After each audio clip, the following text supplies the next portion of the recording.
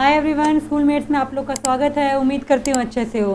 तो गाइस, आज की वीडियो में हम सत्ता के नए केंद्र को आगे कंटिन्यू करेंगे, क्योंकि हम लोग लास्ट 2 पार्ट्स में यूरोपीय संघ और आसियान के बारे में पढ़ चुके हैं। तो जो बच्चे चैनल पे न्यू है, पहले वो फर्स्ट पार्ट और सेकंड पार्ट को देख के आए, क्योंकि वो अगर नहीं देख कर आओगे तो आगे का टॉपिक नहीं समझ आएगा। ठीक है, तो पहले फर्स्ट 2 पार्ट्स को देख के आना, फिर इस पार्ट को देखना। और जो बच्चे कंटिन्यूस देखते रह रहे हैं उनके लिए मैं आगे आज कंटिन्यू कर रही हूँ। तो आज की क्लास में हम लोग चाइना को पढ़ेंगे। तो आपको पता है बेटा, सत्ता के नए केंद्र मैंने आपको क्या बताया था कि सत्ता के नए केंद्र का मतलब क्या होता है। अमेरिका को छोड़ के ऐसे कौन कौन संगठन है या देश है जो अमेरिका से आने वाले टाइम में आगे निकल सकते हैं, मतलब कि उसके मतलब इकोनॉमी उनसे अमेरिका से ज़्यादा हो सकती है या अमेरिका से ज़्यादा विकास कर सकते हैं। ठीक है, तो उससे मैंने आपको यूरोपीय संघ के बारे में बताया था, आसियान के बारे में बताया था कि हाँ, वो लोग कैसे कैसे अमेरिका को टक्कर देने वाले एक संगठन बन चुके हैं। तो आज के टॉपिक में मैं आपको चाइना के बारे में बताऊंगी। तो चाइना एक देश है बेटा, कोई संगठन नहीं है। ठीक है, तो जिसके बारे में आज हम लोग क्या करेंगे, डिस्कस करने वाले हैं। ठीक है, कि चाइना कैसे अमेरिका से एक टाइम ऐसा आएगा कि आगे निकल जाएगा। ठीक है, तो चाइना गाइस ऐसा एक देश बन चुका है जो एक टाइम पे एक ऐसी कंडीशन में था कि इस देश में इतनी भुखमरी आ गई थी कि 3-4 लोग भुखमरी से मर गए थे सिर्फ। ठीक है, बट आज के टाइम पे ये इतना विकास कर चुका है, इतने विकास कर चुका है कि कहा जाता है कि 2040 तक ये दुनिया की सबसे बड़ी अर्थव्यवस्था बन के आगे आएगा और दुनिया में सबसे ताकतवर देश होगा। कब? 2040 तक। तो ये ऐसा क्यों बोला जाता है? ऐसे कुछ कारण होंगे, है ना। और ये भी माना जाता है कि अमेरिका को टक्कर देगा 2040 तक, क्योंकि ये बहुत तेजी से विकास कर रहा है। तो कैसे कर रहा है वो मैं आपको सब बताऊंगी। तो वीडियो में लास्ट तक बने रहिएगा, ताकि आपको चाइना के बारे में हर एक चीज़ पता लगे। ये पता लगे कि ये कैसे विकास कर रहा है और ये कैसे इतना विकास कर गया कि आने वाले टाइम में अमेरिका को टक्कर देने वाला देश बन गया। ठीक है, तो आगे देखो। तो चीन के बारे में पहले मैं थोड़ा बताती हूँ कि चीन कब आज़ाद हुआ था और इसका किसी का गुलाम था कि नहीं था। जैसे कि इंडिया के बारे में अगर हम बात करेंगे जब, तो बोला जाता है कि इंडिया ब्रिटिशर्स का गुलाम था ना, और भी बहुत सारे लोगों का गुलाम हम लोग बन चुके हैं। तो ऐसे चीन भी किसी का गुलाम था, तभी स्वतंत्र हुआ था। तो देखो यहाँ पे क्या लिखा हुआ है कि जो चीन है कभी किसी का गुलाम नहीं था। तो बेटा चीन कभी किसी का गुलाम नहीं था, बट यहाँ पे कभी किसी ना किसी का शासन रहा है। मतलब कि जैसे कभी राजा का शासन हो गया, किसी पार्टी का शासन हो गया। तो एक तरीके से यहाँ पे लोकतंत्र नहीं था। ठीक है, तो देखो जब 1840 में यहाँ पे ब्रिटेन ने शासन कर दिया था, अर्ध मतलब कि आधा, पूरी तरीके से शासन नहीं कर रहा था चाइना पे, आधा उसको गुलाम बना लेता, क्योंकि आधा इस पर जापान का शासन था। ठीक है, तो चीन पे कंट्रोल मैक्सिमम जापान और ब्रिटेन का था। इन्होंने अपनी इसको क्या बना लिया था, अपना उपनिवेश बना लिया था। तो इसके बाद देखो 1911 में डॉक्टर सन यान सेन के नेतृत्व में यहाँ से ब्रिटिशर का शासन खत्म किया गया और यहाँ पे चिंग वंश को तख्ता पलट करके यहाँ पे लोकतांत्रिक गणराज्य की स्थापना की गई। गणराज्य का मतलब कि यहाँ पे किसी एक बंदे का शासन स्थापित किया गया। उसके बाद 1949 में चिंग वंश को खत्म करके यहाँ पे कम्युनिस्ट पार्टी की स्थापना की गई। तो कम्युनिस्ट पार्टी ने ही चीन को क्या कराया था, आज़ाद कराया था। तो चीन कब आज़ाद हुआ था? 1 अक्टूबर 1949 को क्या हुआ था, आज़ाद हुआ था। तो किससे आज़ाद हुआ था? शिंग वंश से। शिंग वंश के बाद यहाँ पे लोक गणराज्य था, तो लोक गणराज्य से क्या हुआ था, आज़ाद हुआ था। ठीक है, तो ये तो था, मैंने आपको थोड़ा बेसिक बताया है कि चीन कब किसी का गुलाम था और कैसे कैसे इस पर उपनिवेशवाद था। तो इस पर 2 लोगों का उपनिवेशवाद था, जापान और ब्रिटेन का। ठीक है, पर आधा आधा था, आधे पे ब्रिटेन का शासन था और आधे पे जापान का शासन था। और 1945 के बाद से चीन पूरी तरीके से आज़ाद हो चुका था, बट यहाँ पे शिंग वंश का यहाँ पे और भी पार्टी का शासन था, जिसका नाम यहाँ पे देखो लिखा भी हुआ है, कोमिंग तांग थे, जिसका शासन यहाँ पे चल रहा था। तो कोमिंग तांग और कम्युनिस्ट पार्टी के बीच में 3 साल तक युद्ध चला। उसके बाद 1945 में जाके चीन क्या हो गया, आज़ाद हो गया। अब आगे देखो इसके बाद। अब देखो, अब चीन का शुरुआती दौर कैसा था जब वो आज़ाद हुआ था, मतलब वहाँ पे इकोनॉमी कैसी थी। मतलब जैसे मैंने आपको बताया था कि यूरोपीय संघ क्यों बनाया गया था, पश्चिमी देश को विकास करने के लिए बनाया गया था, पश्चिमी यूरोप को। आसियान क्यों बनाया गया था, दक्षिण पूर्व एशिया को विकास करने के लिए बनाया गया था। ऐसे ही जब चीन आज़ाद हुआ था तो चीन की अर्थव्यवस्था कैसी थी, उसमें उन्होंने कौन सा मॉडल अपनाया, किस मॉडल के तहत अपने आप का विकास करा। तो देखो जरा यहाँ पे क्या लिखा है कि 1 अक्टूबर 1949 को क्या हुआ था, चीन आज़ाद हो गया था। उसके बाद चीन ने जब आज़ाद हुआ तो पूरी दुनिया से अपने आप को अलग रखा। तो अलग रखने का बेटा रीज़न ये था ना, क्योंकि ये किसी ना किसी का उपनिवेशवाद था। जैसे जब इंडिया आज़ाद हुआ था तो इंडिया ने क्या करा, किसी के साथ व्यापार नहीं करा। क्यों नहीं करा, अपनी इकोनॉमी बंद रखा। क्यों? क्योंकि इंडिया को डर था कि हम दोबारा किसी गुलाम ना बन जाए। ऐसे चीन चीन को भी डर था कि वो दोबारा किसी के गुलाम न बन जाए, इसलिए उसने अपनी इकोनॉमी को बंद रखा और पूरी दुनिया से अपने आप को अलग रखा। यहाँ तक कि अमेरिका से भी दुश्मनी पाल ली। सोवियत संघ की तो अर्थव्यवस्था को फॉलो करता था, तो सोवियत संघ के साथ जिसके संबंध अच्छे थे, ठीक है। इसके बाद चाइना के पास विदेशी मुद्रा नहीं थी, क्योंकि अभी अभी आज़ाद हुआ था, तो इसके बाद विदेशी मुद्रा भी नहीं थी, तो जिसकी वजह से ये बाहर के देशों से कोई तकनीक या सामान नहीं मंगा पाता था। तो इसके लिए उसने एक उपाय निकाला, क्या कि जो भी चीज़ उसको बाहर से मंगानी पड़े उस सब का उत्पादन उसने अपने देश के अंदर ही करने की कोशिश करी। उसके बाद चीन ने शुरू में समाजवादी अर्थव्यवस्था को अपनाया, और समाजवादी अर्थव्यवस्था कहाँ पे थी? सोवियत संघ में थी। तो जो बच्चे सेकंड चैप्टर पढ़कर आए हैं उन लोग को पता होगा कि समाजवादी व्यवस्था पर कौन सी संगठन खड़ा था, तो कौन सा खड़ा था? सोवियत संघ, ठीक है। और इसी ने समाजवादी विचारधारा को अपनाया था। तो शुरू में चीन ने भी अपना विकास समाजवादी विचारधारा के अंतर्गत ही किया, और शुरू में यहाँ पे माओ का शासन था, क्योंकि जो कम्युनिस्ट पार्टी थी वो माओ के नेतृत्व में बनी हुई थी। तो माओ ने इस पर शुरू में क्या करा था? विकास किया था। तो माओ ने इसमें कैसे विकास करा वो मैं आपको बताती हूँ। तो माओ ने विकास करने के लिए चीन ने में क्या क्या करा? तो चीन ने देखो सबसे पहले क्या करा, चीन ने जिस मॉडल को अपनाया था, कौन सा मॉडल अपनाया था? चीन ने समाजवादी मॉडल को अपनाया था, है ना, जिसके तहत क्या होता है, खेती का जो खेती होता है सब किसके हाथ में होता है? समाजवादी अर्थव्यवस्था में मैंने आपको क्या बताया था, सारा का सारा कंट्रोल किसके हाथ में होता है? राज्य के हाथ में होता है। और यहाँ पे सारी की सारी जो खेती होती है वो कैसे होती है? पब्लिक होती है। पब्लिक मतलब सार्वजनिक फार्मिंग होती है। यहाँ पे सार्वजनिक मतलब किसी एक का फार्म नहीं होता है, सभी लोग उसमें काम कर रहे होते हैं। तो ऐसी अर्थव्यवस्था में क्या होता है कि खेती से जो पूंजी निकलती है उस पैसे को कहाँ पे लगाया जाता है? उद्योगों के विकास करने के लगाया जाता है, जहाँ पे समाजवादी विचारधारा होती है, ठीक है।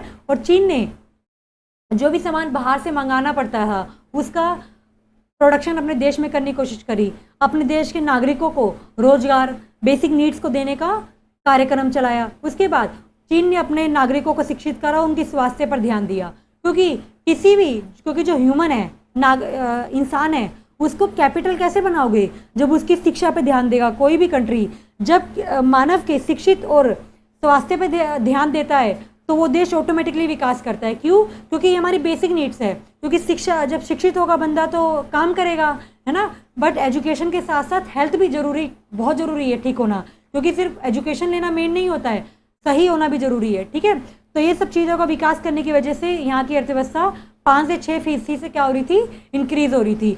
तो ये सब जो मॉडल थे किसने अपनाए थे? माओ ने अपनाए थे। किसको विकास करने के लिए? चाइना को विकास करने के लिए। तो ये जो करे थे उसने, इसके कुछ नकारात्मक प्रभाव भी पड़े। क्यों? क्योंकि ऐसा नहीं था कि ये अपनाने से चाइना बड़ा विकास कर गया, ऐसा नहीं है। क्योंकि आपको पता है कि समाजवादी विचारधारा के चक्कर में सोवियत संघ भी क्या हो गया था? खत्म हो गया था। क्या हो गया था? खत्म हो गया। तो ये बात तो आपको पता ही है। आगे देखो इसके बाद, अब आगे इसके बाद कि जो माओ के नेतृत्व में विकास किया गया था उसके नेगेटिव इफेक्ट क्या पड़े? नेगेटिव मतलब कि उससे मतलब उसकी कुछ बेकार बातें, ठीक है। जो विकास तो उसने करा कि खेती का निजीकरण कर दिया था, मतलब सार्वजनिक कर दिया था खेती को, और खेती से जो पैसा आ रहा था उससे उद्योगों का विकास कर रहा था, लोगों के शिक्षा पे खर्चा कर रहा था पैसा। उसके बाद सारा का सारा प्रोडक्शन अपने देश में कर रहा था। बट इस सब चीज़ों से ना कोई फ़ायदा नहीं हुआ, इससे कुछ नुकसान भी हुए। तो क्या नुकसान हुए? जब माओ था तो जनसंख्या बहुत तेज़ी से बढ़ रही थी बेटा, चीन की। आपको पता ही है कि अभी चीन सबसे ज़्यादा पॉपुलेटेड कंट्री था, अब तो भारत हो चुका है, बट चाइना की जनसंख्या विश्व में सबसे ज़्यादा थी, अब जब भारत की है, ठीक है। तो जनसंख्या इतनी तेज़ी से बढ़ रही थी बट विकास नहीं हो रहा था चीन में। उसके बाद खेती में इतना प्रोडक्शन नहीं हो रहा था जितना वहाँ के लोगों की जनसंख्या थी। उसके बाद जैसे सोवियत संघ में राज्य का नियंत्रित था, वैसे ही वहाँ पे भी माओ की चलती थी, तो जिसकी वजह से चीन ज़्यादा विकास नहीं कर पाया। यहाँ पे विदेशी व्यापार ना के बराबर था, क्योंकि चीन ने अपनी इकोनॉमी बंद कर रखी थी, दूसरे देशों के साथ व्यापार नहीं करता था, और इसकी वजह से यहाँ की प्रति व्यक्ति आय भी क्या थी? कम थी। प्रति व्यक्ति आय थी बेटा पर कैपिटा इनकम, ये भी क्या थी? यहाँ की बहुत ज़्यादा कम थी। और चीन ने इसी सब कारणों की वजह से क्या करे? सुधार किए, क्योंकि माओ ने जो नीतियाँ अपनाई थी उसका ज़्यादा कुछ प्रभाव नहीं पड़ा और चीन विकास नहीं कर पाया। तो इसकी वजह से चीन के जो नकारात्मक, माओ के जो विकास के नकारात्मक प्रभाव थे, इसकी वजह से चीन को क्या करने पड़े? सुधार करने पड़े। तो क्या सुधार करने पड़े उसको हम लोग आगे देखते हैं। तो देखो जरा आगे, तो चीन ने 1972 में अपना विकास करना शुरू करा। तो शुरुआत कैसे करी? सबसे पहले जो उसने अमेरिका के साथ अपने आर्थिक और राजनीतिक संबंध में एकांतवास रखा था। एकांतवास मतलब उससे दोस्ती खत्म कर दी थी। तो वो ख़त्म करा। तो सबसे पहले उसने अमेरिका के साथ संबंध अच्छे बनाए। किसने? चीन ने। कब? 1972 में। उसके बाद 1973 में जो वहाँ के प्रधानमंत्री थे चाउ एन लाई, उन्होंने कृषि का, उद्योग का, सेना का और विज्ञान के चार पहलुओं पर आधुनिकीकरण करना शुरू करा। आधुनिकीकरण मतलब इसको डेवलप करना शुरू करा। उसके बाद 1978 में देंग श्यामपिंग ने चीन में खुले द्वार की नीति अपनाई। खुले द्वार की नीति क्या होता है कि बाहर के देशों को ऑफर करना कि हमारे देश में आके व्यापार करो। उसके बाद 1982 में चीन में खेती का निजीकरण कर दिया गया, क्योंकि जब ये चाइना आज़ाद हुआ था तो उस टाइम पे सार्वजनिक फार्मिंग होती थी, ठीक है। बट 1982 में यहाँ पे उसको चेंज करके निजीकरण कर दिया गया। निजी मतलब प्राइवेटाइजेशन कर दिया गया।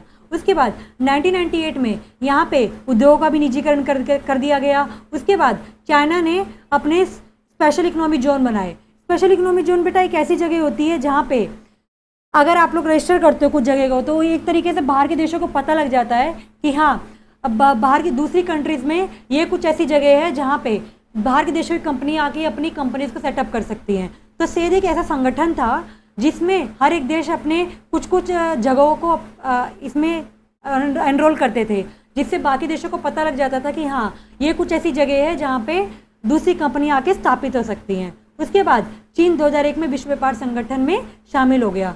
तो गाइस 1972 में अगर चीन विकास नहीं करता, मतलब अपने सुधार नहीं करता माओ में, तो चीन कभी भी आज इतना आगे नहीं निकल पाता। क्योंकि अगर वो समाजवादी विचारधारा पे चलता रहता तो कोई विकास ही नहीं कर पाता। जैसे सोवियत संघ नहीं कर पाया, ये भी नहीं कर पाता। बट इसको बहुत जल्दी समझ आ गई और इसने अपने जो इकोनॉमी को सुधारने की कोशिश करी। सुधारने के लिए उसने ये सब चीज़ें अपनाई जो मैं आपको पढ़ा चुकी हूँ। अब देखो, सुधार तो किए उसने, और उसके भी कुछ नकारात्मक पहलू थे, क्योंकि किसी भी चीज़ के ऑलवेज पॉजिटिव इफेक्ट नहीं होते, नेगेटिव इफेक्ट भी होते हैं।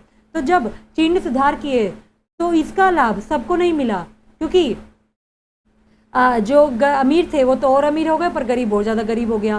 तो समाज के सभी वर्गों का इसका मतलब लाभ नहीं मिल पाया। महिलाओं की कंडीशन बहुत ज़्यादा ख़राब थी चाइना में काम करने के लिए। उसके अलावा विकास इतनी तेज़ी से कर रहा था चाइना कि वहाँ के पर्यावरण को भी क्या हुआ, नुकसान हुआ।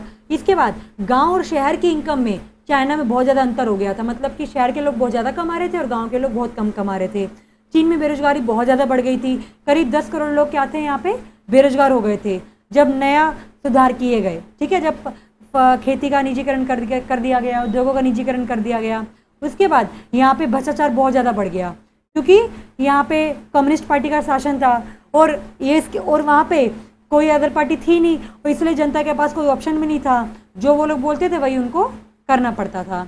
उसके बाद अभी तो था चीन ने कैसे विकास करा अपना स्वतंत्रता से लेके अपने सुधारों तक के लिए। अब मैं आपको आगे बताऊंगी कि चीन और भारत के बीच में संबंध कैसे हैं, ठीक है। क्योंकि भारत और चीन पड़ोसी में पड़ते हैं, है ना।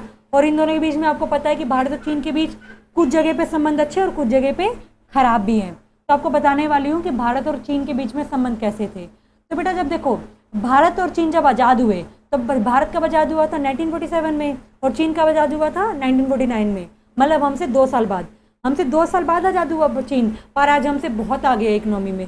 क्यों? क्योंकि उसने अपना विकास बहुत तेज़ी से करा, खुले द्वार की नीति अपनाई, खेती का निजीकरण कर दिया, उद्योगों का निजीकरण कर दिया, टेक्नोलॉजी में बहुत ज़्यादा विकास करा। तो ये सब चीज़ें थी। उसके बाद उसने व्यापार, इकोनॉमिक क्षेत्र में हर किसी के साथ व्यापार करना शुरू करा। देन ये बहुत सारी चीज़ें अपने देश से प्रोडक्शन करती है ना। यहाँ पे व्यापार को बहुत ज़्यादा बढ़ावा दिया जाता है। यहाँ पे मैक्सिमम लोग बिजनेस ही करते हैं। तो ये सब चीज़ें क्या थी, इसका प्लस पॉइंट थी। और यहाँ पे पॉपुलेशन भी बहुत ज़्यादा थी, तो पॉपुलेशन ज़्यादा होने की वजह से प्रोडक्शन भी ज़्यादा होता था। तो देखो, अब जब चीन और भारत आज़ाद हुए थे उस टाइम पे भारत और चीन के बीच में संबंध अच्छे थे। कब तक? 1962 तक। क्योंकि 1962 में भारत और चीन के बीच में युद्ध हो गया था। तो उससे पहले तो भारत के और इसके बीच में युद्ध अच्छे थे, ठीक है। राजनीतिक भी संबंध अच्छे थे और आर्थिक, धार्मिक और सांस्कृतिक संबंध भी अच्छे थे। आज से ही नहीं, 200-300 साल पहले से भारत चीन के संबंध बहुत अच्छे थे। इसलिए भारत के जवाहरलाल नेहरू ने एक नारा भी दिया था, हिंदी चीनी भाई भाई का, क्योंकि बहुत अच्छी दोस्ती थी हिंदी भारत और चीन के बीच में। और भारत ने चीन की साम्यवादी सरकार को मान्यता भी दी थी। मान्यता मतलब स्वीकार कर लिया था कि हाँ, कि चीन एक साम्यवादी देश है। उसके बाद भारत में चीन की प्रभुसत्ता को स्वीकार कर लिया था, कि चीन ने मान लिया था कि हाँ भैया, तिब्बत भारत का हिस्सा है। बट बाद में जाके इसके लिए भी झगड़े होने लगे। देन उसके बाद 1962 में चीन और भारत के बीच में क्या हो गया, युद्ध छिड़ गया। तो इसके बाद से इंडिया और भारत के बीच में क्या हो गए, संबंध खराब हो गए। कुछ टाइम तक खराब रहे, 10-20 साल तक। उसके बाद संबंध अच्छे हो गए थे जब राजीव गांधी चीन के दौरे पे गए थे, उसके बाद संबंध अच्छे हो गए थे। उसके बाद देखो, अब आगे बताती हूँ मैं कि हर एक मामला देखो, राजनीतिक संबंध में देखो, भारत ने 1 अप्रैल 1950 को चीन के साथ अपने राजनीतिक संबंध स्थापित किए थे। ठीक है, तो कब से हम लोग के उसके राजनीतिक संबंध चल रहे हैं चीन के साथ, 1 अप्रैल 1950 से। ठीक है, और हम लोग उनके साथ बहुत सारे पॉलिटिकल ऐसे इश्यूज हैं जिस पे हम लोग बैठ के बात करने लगे थे।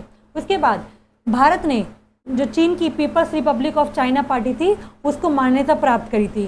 किसने, भारत ने। और भारत एक ऐसा देश था जो चाइना के साथ संबंध रख रखा था, क्योंकि भारत एक गैर समाजवादी देश था, क्योंकि हमारे इंडिया में समाजवादी विचारधारा तो फॉलो नहीं की गई थी, बट तब भी हमारे संबंध चीन के साथ क्या थे, बहुत अच्छे थे। उसके अलावा 1962 में भारत चीन के बीच सीमा संघर्ष को लेके एक झगड़ा हो गया था। आपको पता है कि वो वॉर में कन्वर्ट हो गया था। उसके बाद ये जब वॉर हुई, इसके बाद चीन और भारत के बीच में संबंध क्या हो गए थे, खराब हो गए थे। फिर 1988 में प्रधानमंत्री राजीव गांधी चीन के दौरे पे गए, उसके बाद से कंडीशन फिर से सुधरने लगी। उसके बाद अब करंट में आप लोग देखो, व्यापार के क्षेत्र में इंडिया और चीन के संबंध बहुत अच्छे हैं और द्विपक्षीय वार्ता भी होती रहती है दोनों के बीच में। किसको लेके, सीमा विवाद को लेके, या और भी बहुत सारे मुद्दे हैं जिनको लेके बातचीत होती रहती है, जिससे पता लगता है कि हाँ, इन दोनों के बीच में संबंध अब क्या है, ठीक ठाक है। ज़्यादा अच्छे भी नहीं है बट ठीक है, राजनीतिक संबंध अच्छे हैं इन दोनों के। उसके बाद देखो, वाणिज्यिक क्षेत्र में और आर्थिक क्षेत्र में इन दोनों के संबंध कैसे हैं। तो आर्थिक क्षेत्र में तो इंडिया के और चीन के बीच में संबंध बहुत ही अच्छे हैं, क्योंकि आपको पता है कि चाइना से सबसे ज़्यादा व्यापार इंडिया करता है। ठीक है, तो देखो, भारत और चीन के बीच 1984 में एक व्यापार समझौता हुआ, जिसके तहत मोस्ट फेवर्ड नेशन का एक दर्जा दिया गया दोनों कंट्रीज़ को। ठीक है, इंडिया में चाइना इन्वेस्ट करना पसंद करता है और भारत भी चाइना में इन्वेस्ट करना क्या करता है, पसंद करता है। उसके बाद 1994 में दोनों देशों ने हर साल अपने व्यापार को बढ़ाने की कोशिश करी। उसके बाद भारत चीन के बीच आर्थिक संबंध हर साल बढ़ते जा रहे हैं। 2000 की शुरुआत में भारत और चीन के बीच $3 बिलियन का व्यापार हुआ था। 2017 में बढ़ के कितना हो गया, $84.5 मिलियन। तो बेटा, इंडिया और चाइना के बीच आर्थिक संबंध तो अच्छे ही हैं, यहाँ पे कभी कोई दिक्कत नहीं आई। मेन सिर्फ पॉलिटिकल इश्यूज ही होते रहते हैं ज़्यादातर, पर राजनीतिक इशू, ये वाले इश्यूज बहुत कम होते हैं। उसके बाद देखो, सांस्कृतिक भी संबंध हमारे उनके बहुत अच्छे थे, क्योंकि जब हम लोग बहुत साल पहले, जब मतलब एशियन टाइम पीरियड था, तो उस टाइम पे चीन के लोग इंडिया में आए, इंडिया के बारे में लिखा उन लोगों ने। तो भारत और चीन के सांस्कृतिक संबंध शुरू से ही बहुत अच्छे हैं, मतलब 400-500 साल पहले से ही बहुत अच्छे हैं। उसके बाद क्योंकि जो पहली, दूसरी और तीसरी शताब्दी के दौरान कई बौद्ध यात्रियों और विद्वानों ने ऐतिहासिक रेशम मार्ग के माध्यम से चीन की क्या करी थी, रेशम मार्ग बेटा चीन और भारत के बीच में है, क्योंकि चीन और भारत के बीच में आने जाने का एक मार्ग है। ठीक है, इसको क्या बोलते हैं, रेशम मार्ग, जिसके द्वारा भारत के लोग चीन में गए और चीन के लोग भारत में आए दौरा करने के लिए। ठीक है, तो बहुत सारे तीर्थयात्री थे जो इंडिया में आए, और इंडिया के बहुत सारे तीर्थयात्री जब चीन में गए, और वहाँ पे भी लोग, बहुत सारे बौद्ध यात्री, बौद्ध धर्म का प्रचार किया गया था। उसके बाद चीनी यात्री में इस्तिंग, फहान और हेंसरांग इंडिया आए थे और उन्होंने इंडिया के बारे में काफ़ी कुछ लिखा था। उसके अलावा शैक्षणिक, मतलब एजुकेशनल में भी 2003 में चीन और भारत के बीच में एक समझौता हुआ था, जिसके तहत ये बोला गया था कि भारत के बच्चे चीन के जाके पढ़ेंगे और चीन के बच्चे इंडिया में आके पढ़ेंगे। और चीन में, इंडिया में जो योग है, जैसे आप जाते हो ना कि योगा इंडिया में बहुत फेमस है, तो चीन में भी योगा बहुत तेज़ी से फेमस है। जब 21 जून को अंतर्राष्ट्रीय योग दिवस मनाने के लिए बात चल रही थी, तो चीन ने भी इस पर इंडिया का साथ दिया था। उसके बाद भारत की जो फिल्में हैं वो भी चीन में क्या करी जाती है, बहुत ज़्यादा पसंद की जाती है। और चीन की भी कुछ फिल्में हैं जो इंडिया में देखी जाती हैं डबिंग करके, तो इंडिया में भी वो फिल्में बहुत ज़्यादा पसंद करी जाती है। उसके बाद देखो, एजुकेशनल फील्ड में इंडिया और चाइना के संबंध कैसे हैं, तो यहाँ पे भी इन दोनों के संबंध क्या है, बहुत अच्छे हैं। क्योंकि यहाँ पे हमने एक प्रोग्राम चलाया था, एक्सचेंज प्रोग्राम, जिसके तहत 2006 में ये बोला गया था कि भारत और चीन के जो बच्चे अगर पढ़ना चाहते हैं दूसरे देश में जाके, तो उनको स्कॉलरशिप दी जाएगी। तो इसमें क्या था, ये दोनों देश के बीच शैक्षणिक सहयोग बढ़ाने हेतु एक समझौता किया गया था। इस समझौते के तहत 25 बच्चों को हर साल स्कॉलरशिप दी जाएगी। जो भारत से चाइना पढ़ने जाएंगे या चाइना से भारत पढ़ने आएंगे, तो 25 स्टूडेंट्स को क्या दी जाएगी, स्कॉलरशिप। कौन सी स्कॉलरशिप के तहत, एजुकेशन एक्सचेंज प्रोग्राम के तहत। तो दोनों देशों के बीच इसीलिए बहुत सारे मात्रा में छात्र चाइना पढ़ने जाते हैं, चाइना के छात्र इंडिया पढ़ने आते हैं। और अभी मैं करंट में बात करूँ तो 18,171 बच्चे हैं जो बहुत सारे कोर्सेज चाइना से जाके कर रहे हैं इंडिया के, और बहुत सारे बच्चे चाइना के भी हैं जो इंडिया में आगे क्या कर रहे हैं, ग्रेजुएशन कर रहे हैं, मास्टर्स कर रहे हैं आगे। तो आगे देखो, अब ये तो थे अच्छे संबंध। अब कुछ आपको बताती हूँ कि विवादित मुद्दे कौन कौन से थे, मतलब जहाँ पे हम दोनों के बीच में क्या है, झगड़े होते हैं। तो देखो विवाद के मुद्दे कौन कौन से हैं इंडिया और चाइना के बीच में। तो सबसे पहले सीमा विवाद है। सीमा विवाद को लेकर इंडिया और चाइना के बीच में आए दिन बहस हो जाती है, कभी कभी वॉर, मतलब सीमा में भी झगड़ा होने लगता है। तो भारत और चीन के बीच करीब 4,000 किलोमीटर की सीमा है, ठीक है, जिसको क्या बोलते हैं, LOC बोलते हैं, ठीक है। तो चीन के साथ ही सीमा विवाद में भारत और भूटान दो ऐसे मुल्क हैं जो उलझे हुए हैं, क्योंकि भूटान को चीन चाहता है कि भूटान चीन में जाके मिल जाए, जबकि भूटान इंडिपेंडेंट रहना चाहता है, वो किसी के साथ भी जाके नहीं मिलना चाहता है। उसके अलावा भूटान में डोकलाम क्षेत्र को लेकर विवाद है। एक डोकलाम क्षेत्र है जिसको लेकर विवाद होता रहता है कि भूटान बोलता है कि ये उनका है, जबकि चीन बोलता है कि वो उनका है। तो इन सबको लेके झगड़ा होता रहता है। देन लद्दाख को लेके अरुणाचल प्रदेश में चीन इंडिया में कैंटर करना चाहता है। उसके अलावा जब दलाई लामा इंडिया में आ गए थे, जब तिब्बत में चीन ने कब्जा कर लिया था, तो दलाई लामा इंडिया से मदद मांगने आए थे, तो ये भी एक मुद्दा हो गया था झगड़े का। उसके अलावा sting of pulse. Sting of pulse क्या है बेटा, एक तरीके से एक नीति थी जिसके तहत भारत को घेरने के लिहाज से चीन द्वारा अपनाई गई थी कि भारत को चारों तरफ से क्या कर लिया जाएगा, घेर लिया जाएगा। कहाँ पे, लद्दाख में, अरुणाचल प्रदेश में, भूटान के साइड से क्या कर लिया जाएगा, घेर लिया जाएगा। और समुद्री मार्ग और बंदरगाहों, नौसेना के पास क्या करेंगे, चीन अपने ठिकाने बनाएंगे। तो ये भी क्या था, एक झगड़े का मुद्दा बन गया था। उसके बाद नदी जल बंटवारे को लेकर झगड़ा है। ब्रह्मपुत्र नदी है जो बहती है, उसको लेकर झगड़ा है। और चीन बोलती है कि हमारे एरिया में आती है, जबकि भारत बोलता है कि हमारे एरिया में आती है। तो इसको लेके भी दोनों के बीच में क्या होते रहते हैं, झगड़े हो सकते हैं। एग्जाम में आता है क्वेश्चन कि इंडिया और पाकिस्तान के बीच में किस किस मुद्दे को लेकर झगड़े हैं। उसके बाद चीन आतंकवाद को बढ़ावा देता है, तो ये भी भारत के साथ, इसकी वजह से भारत के साथ चाइना के संबंध अच्छे नहीं हैं। उसके अलावा व्यापार के चक्कर में, क्योंकि इंडिया के साथ जितना चाइना व्यापार करता है उसका आधा भी हम लोग उसको एक्सपोर्ट नहीं करते हैं। क्योंकि हम लोग जैसे मान के चलो, अगर हम लोग 10 रुपये का बिजनेस कर रहे हैं चाइना के साथ, 10 रुपये की चीज़ हमसे चाइना ले रहा है, हम ले रहे हैं, तो बदले में सिर्फ हमको उसको 2 रुपये की चीज़ देते थे, ठीक है। तो इसको क्या बोलते हैं, व्यापार असंतुलन। जब कोई आयात और निर्यात, जब कोई भी कंट्री निर्यात कम करती है और आयात ज़्यादा करती है, तो वहाँ पे लॉस होता है। तो इसकी वजह से इंडिया को 61.72 का क्या हो गया था, घाटा हो गया था। क्यों हो गया था, क्योंकि चाइना ज़्यादा सामान देता है इंडिया को, और इंडिया बहुत कम एक्सपोर्ट करता है चाइना को, तो जिसकी वजह से व्यापार में असंतुलन है।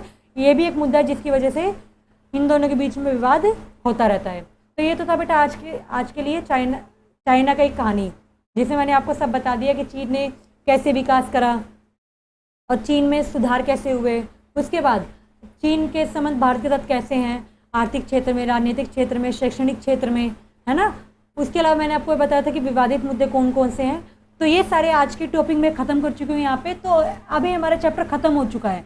अब इस चैप्टर के मैं आपको न्यू टॉपिक्स को पढ़ाऊंगी नेक्स्ट वीडियो में।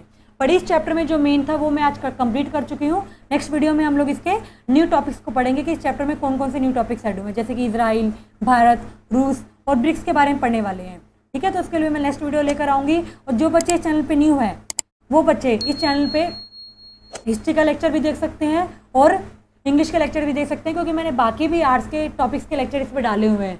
तो आप लोग उसको भी जाके देख सकते हो। और वीडियो कैसी लगे कमेंट में मुझे बताना, अपने दोस्तों को भी शेयर करना, ताकि वो लोग भी देख सके और उनको भी थोड़ी सी हेल्प हो सके। तो आप मैथ के लेक्चर्स भी इस पर अवेलेबल है कि अगर आपके कॉमर्स के स्टूडेंट्स के फ्रेंड्स होंगे तो आप लोग उनको भी बता सकते हो, क्योंकि इस चैनल पर मैथ के लेक्चर्स भी अवेलेबल है। तो वीडियो कैसी लगे कमेंट में मुझे बताना और अपने दोस्तों को भी शेयर करना। Thank you everyone.